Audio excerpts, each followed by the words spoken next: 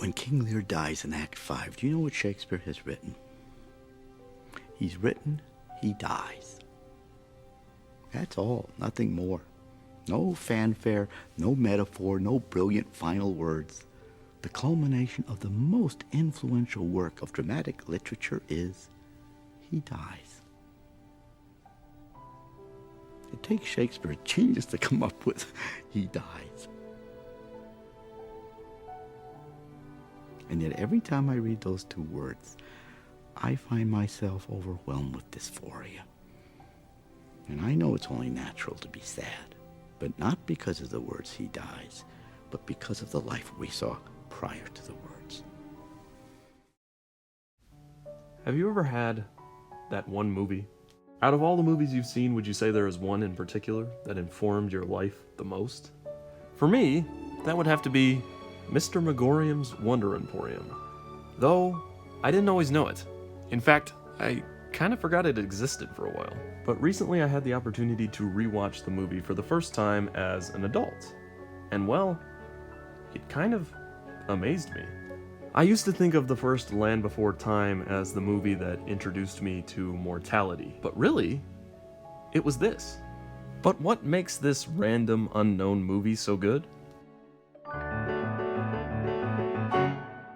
Oh wait, I'm not a cinephile hack. One camera has been set up in the walk-in.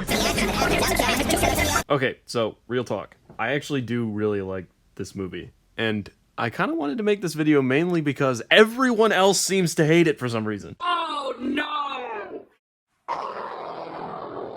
Yes, you saw that right. The writer and director of the film actually tried to disown it, which I didn't even think was possible. Which, by the way, Zach Helm has only ever directed one film, this one, and only ever written 2 films, the other being Stranger Than Fiction, which is also pretty good. Check that one out too. Which honestly makes me wonder, did this movie kill his career?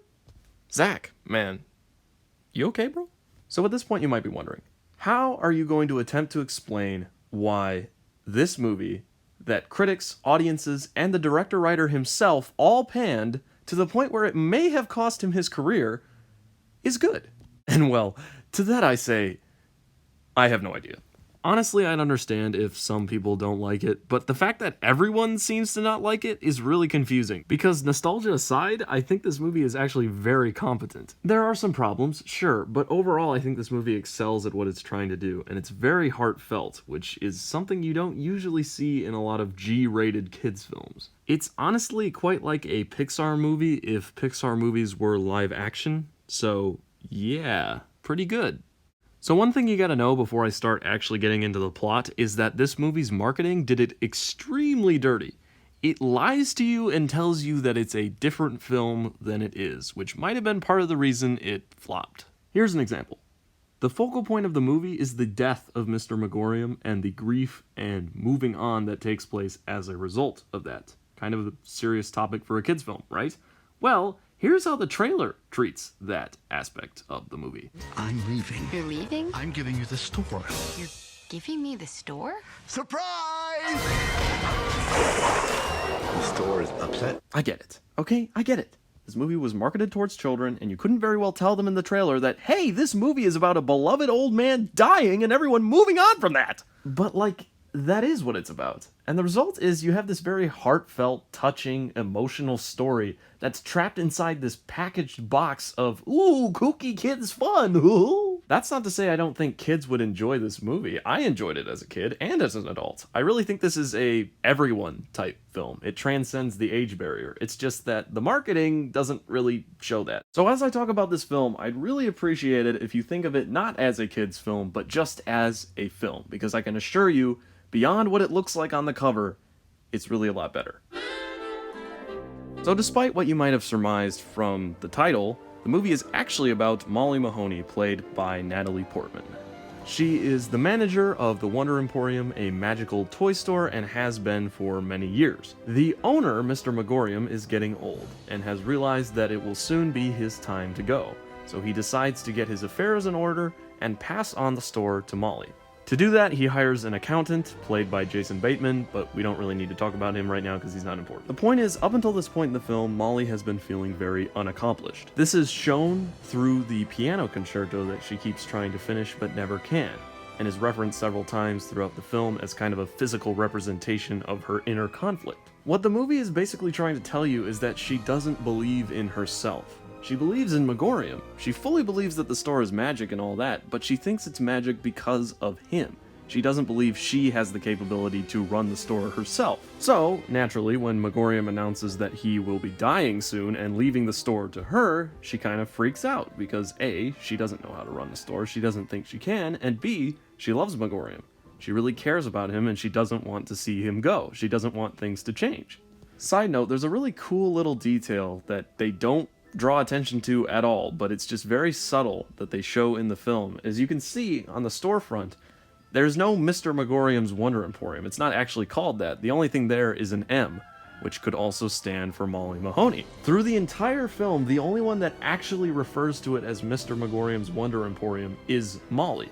I guess I can't be entirely sure if this is on purpose, but I think it is. The film is just trying to tell you that no one else is telling Molly that she can't do it, she's only telling herself. Anyway, throughout the movie up until this point, we've been seeing some strange things happening at the store. Walls are starting to look more sick and dull. The whole store is starting to feel very weird, and when Magorium publicly announces his plans, the store completely freaks out. The toys go on the fritz, the whole store just goes nuts. Magorium explains that the store itself is becoming upset at his imminent passing, and Molly, who did not know that Magorium was planning on dying soon up until now, does everything in her power to keep him alive. She admits him to the hospital, but there's nothing physically wrong with him. The doctor recommends giving him something to live for, so Molly takes him on a day of fun, doing everything Magorium has ever wanted to do, but even though Magorium is very appreciative, he explains that nothing can be done, and it is still his time to go. After they walk back to the store, Magorium says a very heartfelt goodbye and quietly passes away. The last 20 or so minutes of the movie are dedicated to the aftermath. After Magorium's funeral, it is shown that Molly is now attempting to sell the store because she cannot get it to work the way Magorium did and has taken up piano playing in a hotel to cover her expenses. In essence, she doesn't know how to move on, how to move forward, although Magorium told her to do so before his death. But with help from her friends, Molly is finally able to run the store, and it ends quickly on that note. I think this movie really embodies two main ideas. One, the most obvious, is loss. Upon rewatching, I was surprised at how sensitively and intelligently this movie handles grief. If you look closely, all the stages of grief are there, it's just they're a little out of order because in the movie, Molly actually knows Magorium is going to pass away before he does. You see denial, where she refuses to believe that he's going to pass away. You see bargaining, where she attempts to make his life better, trying to convince him not to go. You see depression and despair as she gives up on everything that Magorium had worked for and just lays dormant. And finally, you see acceptance, when she is able to move on with her life in spite of what has happened. But what makes this idea of grief even more interesting is that the movie turns Magorium's store into a character all its own. Since Molly is an adult and this movie is marketed towards kids, I'm sure they use the store taking on more of the childish approach to grief as kind of a way to connect with children more. And honestly, I think that's a good thing. Because, admit it or not, all of us have had those feelings of temper tantrums and grief-induced rage that the store takes on. And in this case, the store doesn't want Magorium to leave. It loves him just as much as he loves it. I'm sure many would label this as on the nose, and I can understand why, but it's actually necessary to the story, because without the store going on the fritz, Molly would not feel unsure of herself later on after Magorium's death. So beyond giving us a very upfront example of grief for the audience, the store also provides us with a necessary plot detail. But as much as I think this movie is indeed about grief, I also think there's something else here. The loss of childhood. Taking the movie from this lens, we would assume that Magorium is sort of a father figure to Molly, and that the store represents the childlike imagination of youth. This idea of losing one's childhood also fits well into the accountant's character, played by Jason Bateman, who would represent adulthood, boring, dull, devoid of fun. When Magorium invites him into the store, it's like a reality check. we realize that we still are in the real world, and though the toy store may seem like an escape from that, you can't escape it forever. When Magorium dies, it's like the loss of youth, the loss of childhood, growing up, having to gain independence. No longer are you taken care of, now you have to fend for yourself, make your own way. And it is here, above all else, that Magorium's final words to Molly ring so true. Your life is an occasion. Rise to it. I hope you don't get the impression from what I'm saying that I think this movie is perfect, because Lord knows it's not. There are several issues I should probably discuss. So first of all, there's this really annoying framing device that is used throughout the film where this kid character, this kid, I haven't talked about him, but he's there, kind of narrates through the film. So there's an opening narration, which is completely pointless, and then there are these like weird chapter markers. He'll like interrupt the movie and be like, this chapter is called da da da da. It's dumb, okay? It's a little, I mean, it's not that big of a deal, but it's annoying. They don't need to do this. The opening narration is pointless because the movie explains everything the kid is saying later on through dialogue in a more effective way. So why did you need to do that? Kids aren't that dumb, right? I mean, you don't need to expressly tell them. They can pick up things like that. In the dialogue, it's fine. The other main problem I have is that the movie is very short. And in a way, that's a good thing. It's only an hour and a half long, and it gets everything done extremely quickly, extremely concisely. There's not a bit of filler in there at all.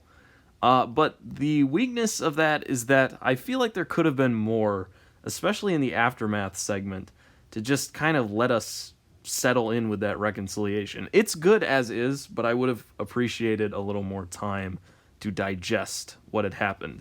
So yes, this is by no means a perfect film. I'm sure others could come up with more problems with it, but those are the only ones I could really think of. Otherwise, there are some other good aspects that I didn't really talk about, like the score, for example, is done by Alexandre Desplat. I hope I'm saying that right. I'm probably not, because I'm an idiot, but yeah, that score is really great. He worked on the Godzilla 2014 soundtrack, which was also amazing, and this one is no different. I really like it. It perfectly captures that really childish, whimsical fun, while also being really tragic when it needs to be. It's great. I was also very impressed by the cinematography. It's colorful and fun, and also very meaningful. There are several little moments in there that are, pretty intelligently done. They convey something. Everything, feels like it's meaningful because of it. The special effects on the whole were also very good, especially for 2007, although this moment is kind of terrifying. So yeah, that pretty much wraps up my thoughts. I hope you enjoyed this video, and it's on several streaming services, I think. I think it's on HBO Max, Hulu, and Amazon Prime, so if you have any of those, consider giving it a watch. I think it's worth it. And yeah, I hope this video didn't get too video essay film bro on you, but this movie kind of means a lot to me, so it was a little more heartfelt than usual, I suppose. Oh, and one more thing, if you like what I do here, I recently started a Letterboxd account where I post reviews of the films I watch. If you have Letterboxd, or maybe you just want to hear my thoughts on some other movies that I don't really cover on the channel, I guess, you can check them out there. I do have a review for Mr. Magorium's Wonder Emporium on there, if you, for some reason, need more of me yammering on about this movie. Or you can check out my other reviews on plenty of other films. I've reviewed quite a bit already and intend to continue doing so. So I'll leave a link in the description, and if you're into that, check it out. Anyway, I guess that's all, so see you later, hopefully. Please come back.